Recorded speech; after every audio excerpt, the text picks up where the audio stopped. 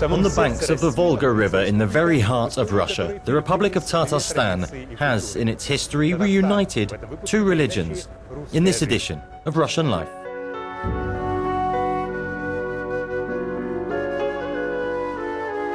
Throughout the ages, explorations and wars along the Volga, Russia's largest river, have shaped the destinies of this truly diverse place. The Volga helped us to conquer new lands in the Middle Ages, and its importance as a connecting thread between the centuries and civilizations, between the people, cultures and religions of those who live on its banks, is invaluable. Although the river remains a major transport artery, its waters still pose a risk. Only last year, a riverboat cruise sank on the Volga, killing 122 people. They check all the vessels, their technical condition, the engines, hulls, fire safety of any and all ships that sail on the Volga. The Volga has played a unique role in Tatarstan's history. When the Russian Tsar Ivan the Terrible conquered Kazan in the 16th century, he did it by using the small island of Sviazhsk. It lies just upstream from the Tatar capital and was a springboard for his attack, spearheading Russia's military and cultural arrival.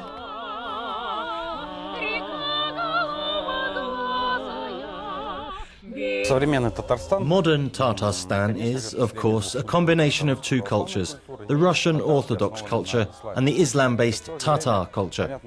At the same time, it's clear that these two cultures don't merge into a single one. They remain separate while enriching each other. And it's always been the case, a peaceful coexistence.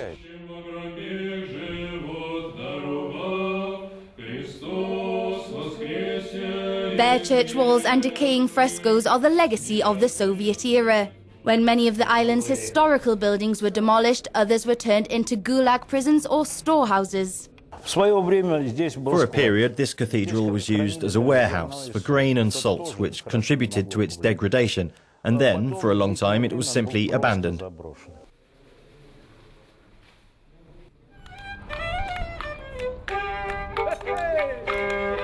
Today, massive restorations are bringing the 16th century island back to life.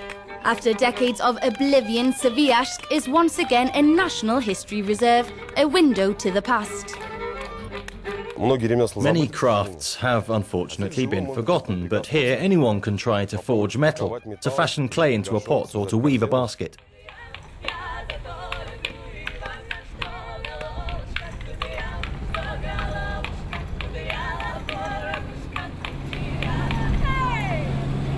Just a few hundred kilometers downstream, the Volga takes you to another ancient town. Volga is the capital of the Tatars' historical ancestors, who converted from paganism to a new religion brought by Arab missionaries in the early 10th century.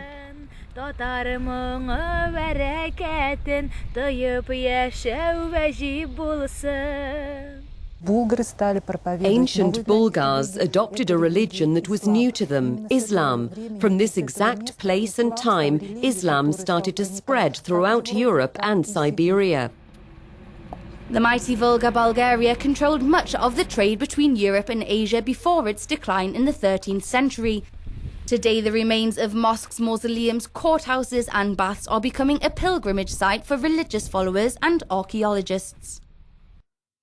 Both of our republic's unique heritage sites, Bulgar and Sviazhsk, are being restored and revived so that we can preserve and study the monuments of the two religions that have been coexisting in our land for centuries, side by side.